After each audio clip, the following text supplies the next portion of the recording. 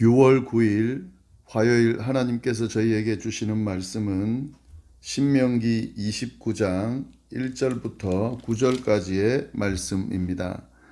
우리 함께 한 목소리로 읽도록 하겠습니다.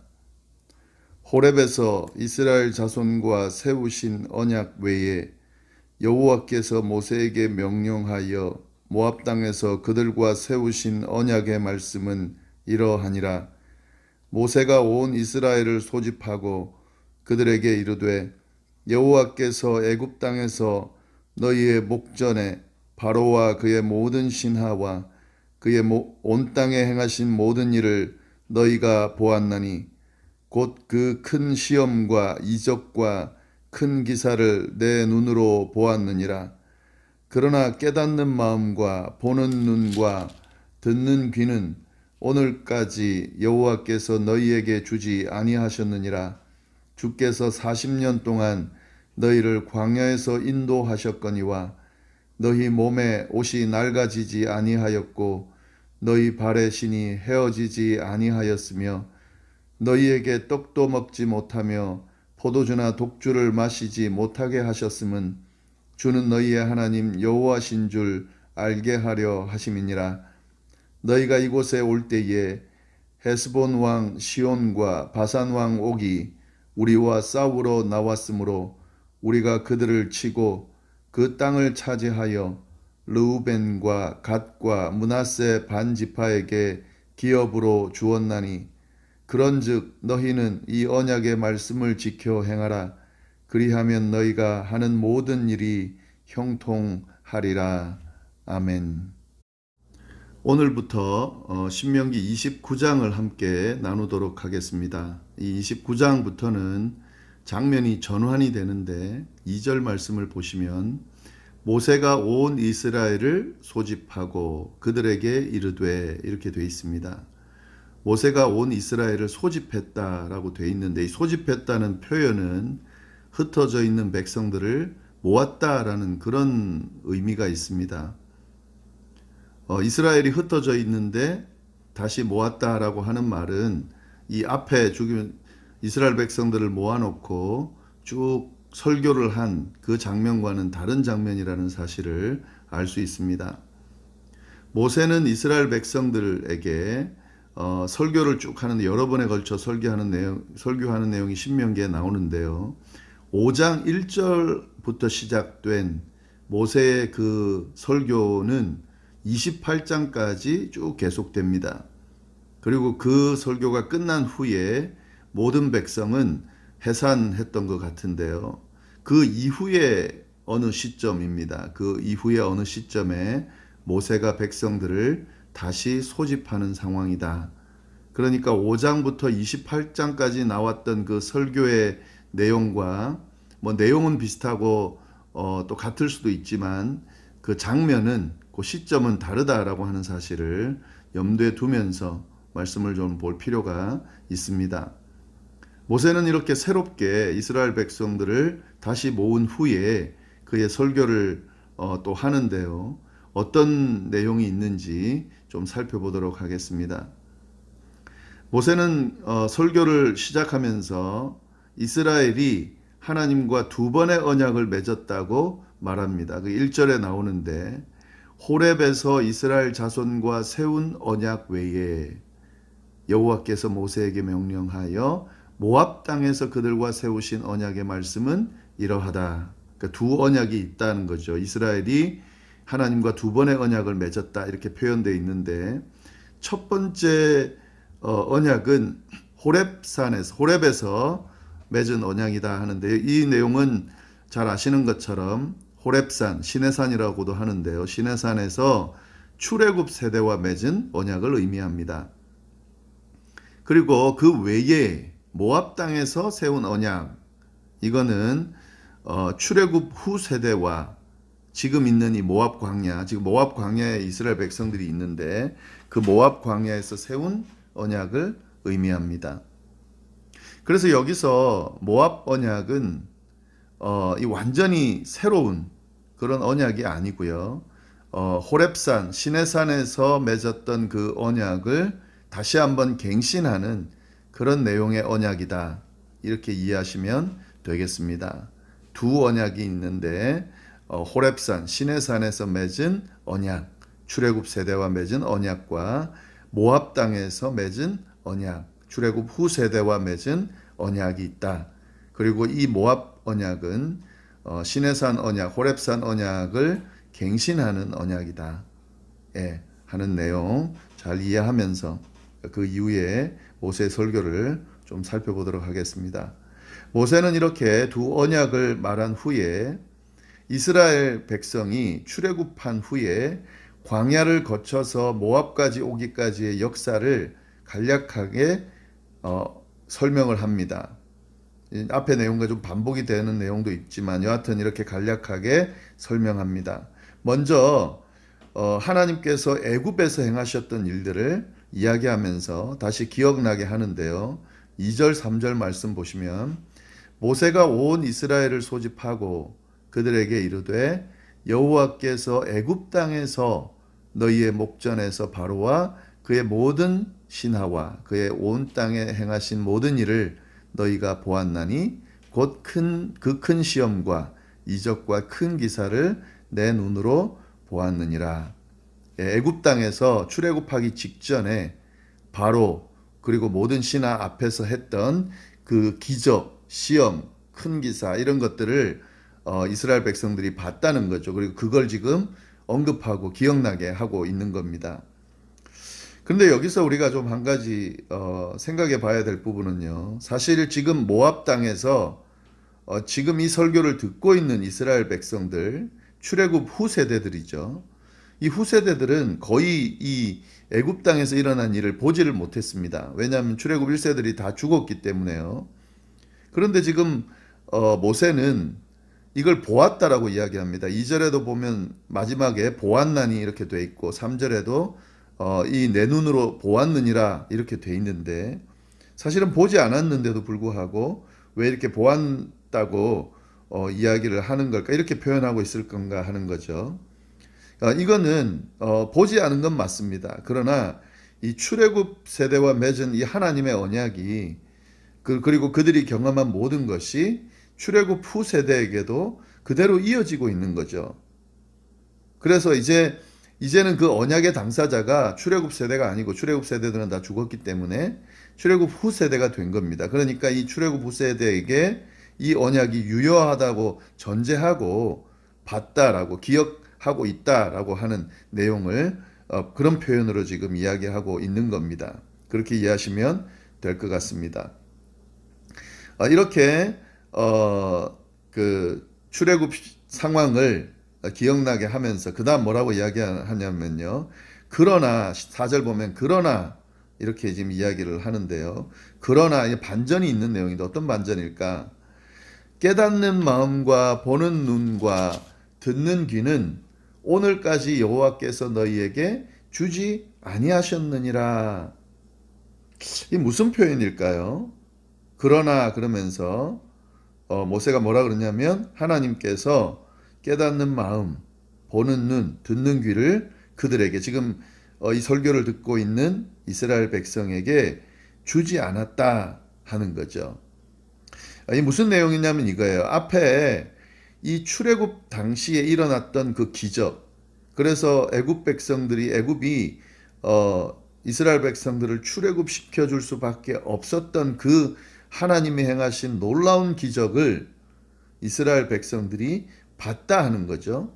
또 봤을 뿐만 아니라 이들이 전에 듣고 알고 있다 하는 거죠. 그런데도 그 의미를 제대로 지금 깨닫지 못하고 있다 하는 거죠. 하나님의 이 위대하심, 또 놀라우심 이런 것들을 믿지 못하고 하나님을 신뢰하지 못하고 또 이 하나님을 따르지 않고 불순종하는 모습을 쭉 보여왔다 하는 거죠. 이 광야에서. 그 이유가 뭐냐? 그 이유는 바로 이 기적들을, 이 하나님이 행하신 일들을 깨닫는 마음, 보는 눈, 듣는 귀를 주시지 않았기 때문에 그렇다. 하나님의 일을 깨달았으면은 하나님의 존재를 제대로 알고 하나님의 뜻을 제대로 분별하면서 따랐을 텐데 그러지 않았던 것은 하나님께서 그것들을 주지 않았기 때문이다 라고 하는 내용을 이야기하고 있는 겁니다. 여기서 우리가 한 가지 깨달을 수 있는 것은 뭐냐면은요. 이 하나님의 일들, 하나님 행하시는 일들, 또 하나님 행해 가시는 일들을 제대로 깨닫고 이해하기 위해서는 하나님께서 깨닫는 마음을 주셔야 된다 하는 거죠.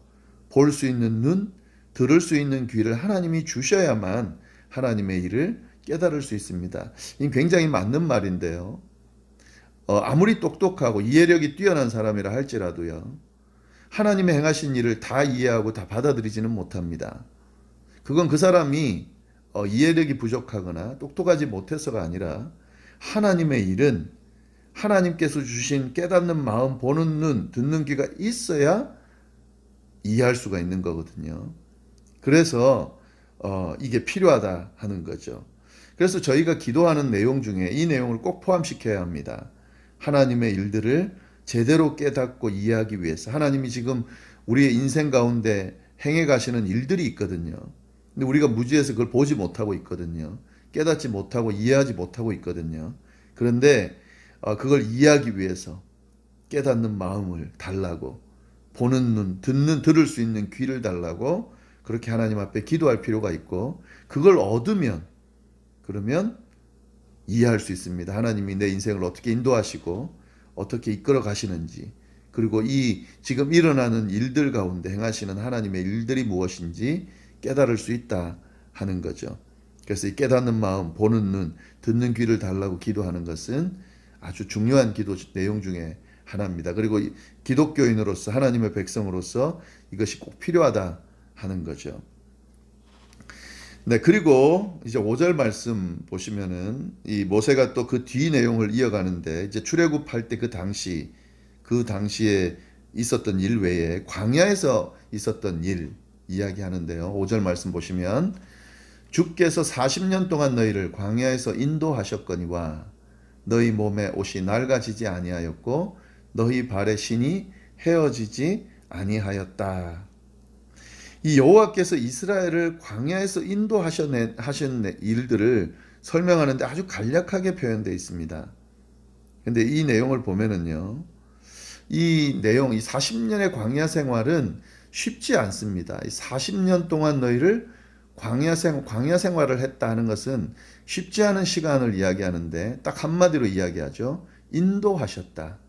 40년 동안 너희를 광야에서 주님께서 인도하셨다. 이 이야기를 지금 이스라엘 백성들에게 언급하는데, 그 인도하심을 표현한 내용이 뭐냐면 너희의 몸에 옷이 낡아지지 아니하였고 발의 신이 헤어지지 아니하였다. 여러분 40년 동안 광야 생활을 하면 당연히 옷이 낡아지게 돼 있죠. 그리고 수없이 걸었을 거기 때문에 발의 신이 헤어지게 돼 있습니다. 그런데 몸의 옷이 낡아지지 아니하였고 발의 신이 헤어지지 않았다 하는 거죠. 왜요? 40년 동안 하나님께서 이스라엘 백성들을 광야에서 돌보시고 인도하셨기 때문에 그렇습니다.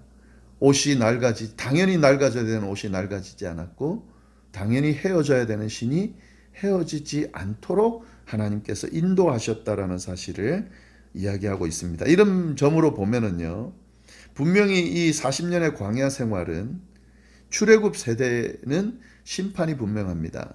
불순종한 그들에 대한 심판으로 이 광야 생활을 했습니다마는, 출애굽 후 세대에게는 이것이 단순한 심판만이 아니라 훈련과 연단의 세월, 비록 힘들고 어려운 광야 생활이지만 그 가운데 하나님의 돌보심과 은혜가 있었기 때문에 이들에게는 훈련과 연단의 세월일 수 있다라고 하는 내용을 지금 이야기하고 있는 겁니다. 하나님께서 이렇게 인도하셨다라는 사실을 상기시키면서 이 이스라엘 출애굽 후 세대들이 뭘 기억해야 되는지를 알려주고 있습니다. 6절 말씀 보시면 또 어떤 이야기를 하냐면 너희에게 떡도 먹지 못하며 포도주나 독주를 마시지 못하게 하셨음은 주는 너희 하나님 여호와이신 줄 알게 하려 하심이니라, 이렇게 되어 있는데요. 이스라엘이 광야를 유랑하는 동안 고생 많이 했습니다. 여기서 보면 떡도 먹지 못하고 포도주나 독주도 마시지 못했다. 이 표현은요, 사실은 이스라엘의 일상적인 음식이 뭐냐면 떡입니다. 그리고 음료가 뭐냐면 포도주입니다. 그런데 이런 것들을 먹고 마시질 못했죠. 왜냐하면 광야에서는 이런 밀을 재배해서 얻거나 포도를 재배해서 얻는 그걸 할 수가 없잖아요. 그러니까 지금 일상적으로 해오던 그런 실생활에서의 그런 음식과 음료를 먹지를 못하는 상황인 거죠. 고생한 겁니다. 그런데 이런 시간들을 보낸 이유는 주는 너희의 하나님 여호와신 줄 알게 하려 하심이었다 하는 거죠. 이 의미는 뭘까 하는 거죠. 광야 생활을 하는 동안 일상적으로 주어지는 것들을 공급받지 못했는데, 예. 근데 그것이 하나님 여호와가 하나님이라는 사실을 알게 하기 위함이다 라고 하는 이유는 이런 음료, 음식, 일상적인 것들을 제공받지 못하는 그런 힘들고 어려운 광야 생활이었지만 의복과 신이 헤어지지 않을 정도로 돌보신 하나님을 인식하고 그 하나님께 주목하게 하기 위한 그런 시간이었다 하는 그 이야기를 하는 거죠. 그래서 하나님의 존재를 드러내기 위해서, 예. 그 만약에 이걸 떡도 먹고 포도주도 마시고 막 자기 마음대로 하면 하나님의 존재를 잊어버리게 되죠. 마치 자기가 잘해서 열심히 해서 얻은 것처럼 그렇게 생각하게 되는데 그런 것들을 다 차단했다는 거죠. 그리고 철저하게 하나님의 도우심이 아니면 살 수 없는 그런 광야 생활을 경험했다는 거죠. 그리고 또 하나님께서 철저하게 도우시고 돌보시고 인도하셨기 때문에 여기까지 올 수 있었기 때문에 하나님의 존재, 하나님께서 여호와신 줄, 그러니까 이 하나님은 이스라엘의 하나님 여호와신 줄을 알게 하셨다 하는 내용입니다. 그 내용도 쭉 이야기를 하고 있고요. 네, 그리고 이어서 또 그 다음 단계의 내용도 이야기하는데요. 이 하나님의 돌보심과 역사, 이 광야 생활 이후에 이 최근에 있었던 일을 이야기를 합니다. 7절, 8절 보시면 너희가 이곳에 올 때에 헤스본 왕 시온과 바산 왕 옥이 우리와 싸우러 나왔으므로 우리가 그들을 치고 그 땅을 차지하여 르우벤과 갓과 므낫세 반지파에게 기업으로 주었다. 이건 뭐냐면 요단 동편에서 전쟁해가지고 거기에 있는 그 민족들과 싸워서 승리한 내용을 이야기하고 하는데요. 그리고 그 땅을 차지한 내용을 이야기합니다. 이건 지금 모압 땅에 오기 직전에 있었던 일인데요. 이스라엘이 모압에 도착했을 때 요단 동편에 있는 두 왕이 있었는데 시온과 옥입니다. 이 둘이 이스라엘과 싸우기 위해서 군대를 이끌고 나왔습니다. 이 앞에서 우리가 함께 나눴었는데 그때 이 이스라엘은 이 시온과 옥의 군대를 쳐서 승리를 했고요. 그리고 그 땅을 정복했습니다. 그래서 모세는 그 땅을 르우벤 지파, 갓 지파, 그리고 므낫세의 지파의 반 지파에게 이걸 기업으로 줬습니다. 그 내용을 지금 이야기하는 겁니다. 이렇듯 하나님께서 요단 동편에서 승리하게 하시고 그 땅을 차지하게 하셨다라는 내용을 지금 이야기하면서 지금 이 출애굽 후부터 지금까지 있었던 이 시점 이런 시간 가운데 하나님께서 신실하게 돌보시고 인도하시고 승리케 하시고 약속하신 것을 주셨다라는 이야기를 하고 있는 거죠. 그러면서 이제 9절 결론 말씀을 이야기하는 거죠. 그런즉 너희는 이 언약의 말씀을 지켜 행하라. 이게 결론입니다. 이런 쭉 역사들, 이스라엘의 역사를 간략하게 언급하면서 기억하게 하면서 그래서 너희는 이 언약의 말씀을 지켜 행하라. 이 언약의 말씀은 지금 모압에서 맺는 그 언약, 모압 언약을 이야기합니다. 결국 신명기에 나오는 말씀들을 이야기하는데요. 이 언약의 말씀을 지켜 행하라. 이게 결론인 거죠. 그리하면 너희가 하는 모든 일이 형통하리라. 모세는 또 사람들을 세워놓고 이스라엘 백성들을 모아놓고 또 설교를 합니다. 또 강조합니다. 이제 가나안 땅에 들어가기 직전에 이 사실을 기억하라고 이 이스라엘 역사, 지난 역사를 언급하면서 이 결론을 도출하는 거죠. 이 언약의 말씀을 지켜 행하라. 순종해라. 그리하면 너희가 하는 모든 일이 형통할 것이다. 이 신명기의 전체 주제가 같기 때문에 계속해서 반복됩니다. 하나님의 말씀을 지켜 행하라. 그리하면 형통할 것이다. 이 신명기 말씀을 쭉 저희가 함께 살펴보면서 제가 계속해서 느끼는 것은 하나님이 저희에게도 계속해서 반복해서 강조하고 계십니다. 그리고 이것이 우리의 인생을 복되게 할 뿐만 아니라 남은 인생도 복되게 할 것이라고 하는 그 사실, 그것 때문에 계속해서 저희에게 반복해서 말씀하신다는 사실을 깨닫게 됩니다. 하나님의 말씀을 지켜 행하라.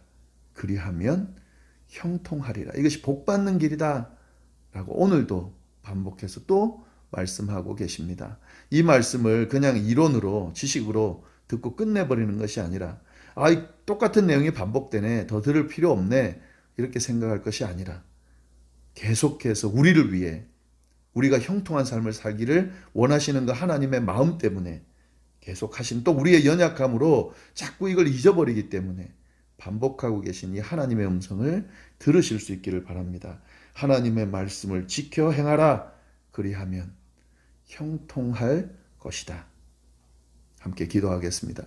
하나님 아버지, 오늘 또 귀한 말씀을 통하여 하나님의 음성을 들려주시니 감사합니다. 하나님의 말씀을 지켜 행하라. 그리하면 형통하리라. 하나님, 이 말씀을 저희가 아멘으로 받고 붙들 수 있도록, 그래서 정말 하나님의 말씀을 지켜 행하는 삶을 살 수 있도록, 그래서 주님 주시는 은혜 안에서, 복 안에서 형통한 삶을 살 수 있도록 주여 인도하여 주옵소서. 아리조나 열방교회 속한 모든 성도님들과 그리고 그 가족들, 자녀들, 자손들도 이 은혜를 받을 수 있도록 인도하여 주옵소서.